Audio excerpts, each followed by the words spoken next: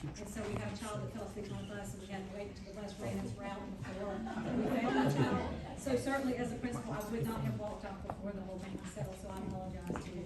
I am Kristi Simpkins. I am a lifelong citizen of Nassau County. I was born and raised in Hilliard. I began my teaching career at Callahan Elementary. I was there for 11 years and then was promoted to be the Hilliard principal at Hilliard Elementary. What I am is an instructional leader. I'm not a politician.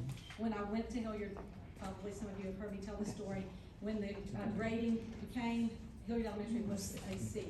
And the thought across the county was, it's a low socioeconomic area, and we're really not worried about those children. So basically we said they cannot learn like other children. So I was there for a year. After being there for a year, we moved to a B. The second year I was there, we moved to an A. And from that time until today, they are an A. And I know school grades are a topic of conversation, but we will come back to that. But again, I am an instructional leader. That's where my heart and passion lies. So after being at Hilliard Elementary for 11 years, I was promoted to the Director of Elementary Education for Nassau County. And then I retired as the Executive Director of Curriculum Instruction for Nassau County. After retirement, I accepted a job as a principal at a primary school that was struggling as well. We had basically a lot of non-readers in our third grade, so I'm going into my fourth year being there. Last year, the governor, his representative came to the school. We raised our reading rate to 90+% of our students reading out of grade level in third grade. This year, they brought fourth grade over to me. I guess when you do well, they add to your plate.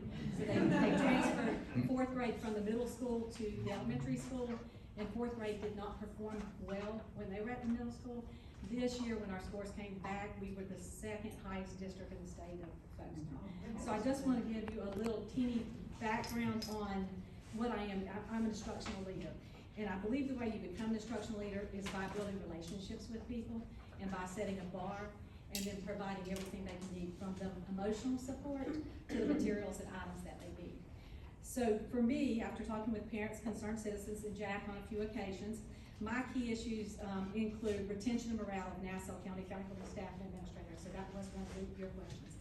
To me, that's one of the biggest problems in the community is just the morale.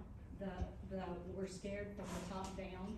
And I think if we build relationships with people and we work with people, I think then people want to stay with you.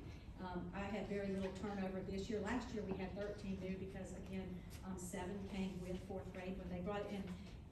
Actually 7 did not come. Most of them did not want to come to the elementary school. They liked high school or middle school mentality, so we hired that many new people and developed the team that did quite well. Permanent pay raises for all staff, support for site-based administrators and teachers enforcing student code of conduct. That's the other thing I hear as I talk with the site-based administrators is the conduct of the schools is an issue, and many times they feel like they make a decision and it's not backed. It is impossible to run a school if your decisions are not backed by the people that are hired with you.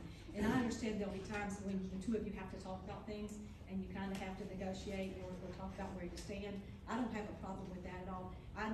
If you work for me and I have a pink piece of paper in the back that have quotes from people that currently work for me and then the administrators that worked for me before I left, and you'll see that the recurring theme is that I will support you no matter what happens.